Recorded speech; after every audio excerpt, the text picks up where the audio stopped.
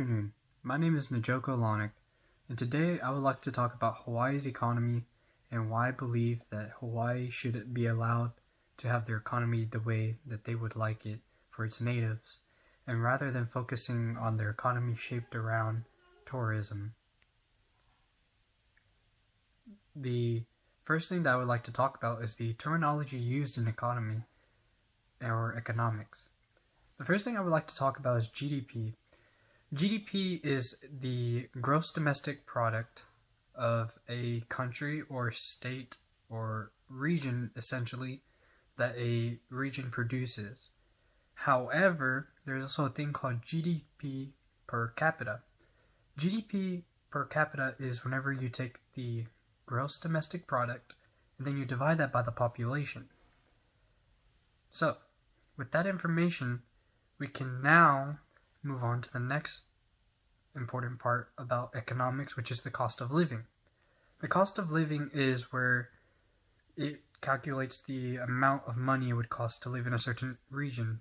For example, you have taxes, housing, food, healthcare, and etc. It's just the basic needs to live in whatever region you're in. So, to understand a region's financial stability, you would have to look at the GDP, then you look at the population, and then to really have a good understanding, you look at the GDP per capita, and then after you have that information, you would look at the cost of living in that area. See, as we move on to how Hawaii's numbers stand, the Hawaiian GDP is approximately $86 billion. Okay, and then you have their population, which is approximately 1.46 million people, and this was all in the 2019 census.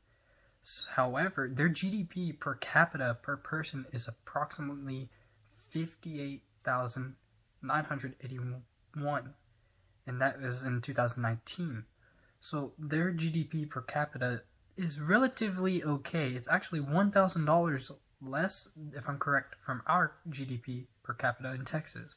However, their cost of living, the average home cost $1,158,492. The average home in Texas does not cost that much. So Hawaii's GDP per capita is relatively high. Their GDP is relatively high. However, their cost of living is very high. In fact, Hawaii is one of the most expensive states to live in the United States. So with that information, we now move on to why does their state, cost so much? Well, the thing about GDP is that GDP is the gross domestic product, as we stated earlier.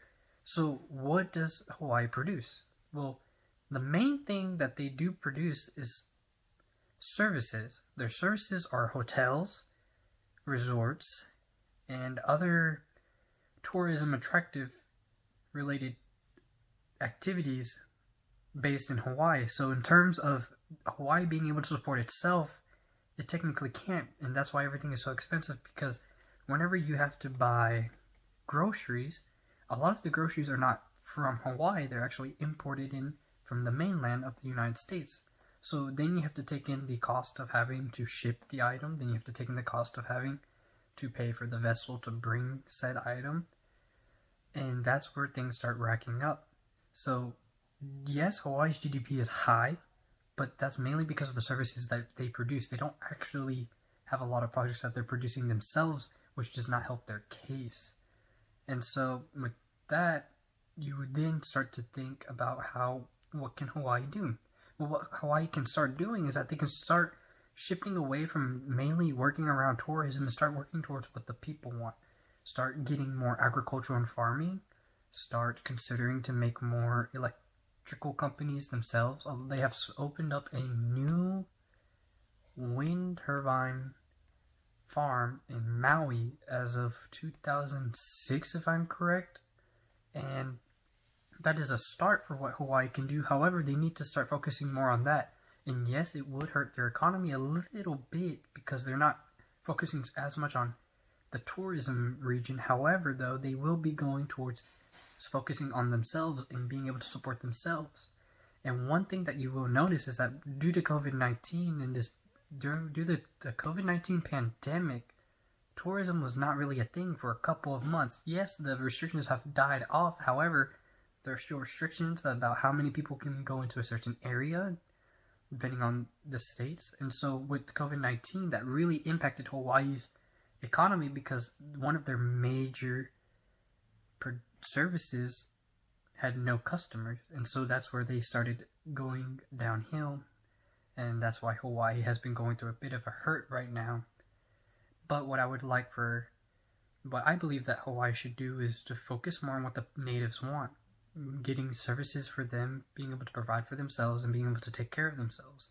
And I believe that as other Americans that we should be able to support this, and that if they wish to change where the funding goes for tourism, then let them change where the funding goes for tourism and let them be happy with what they have.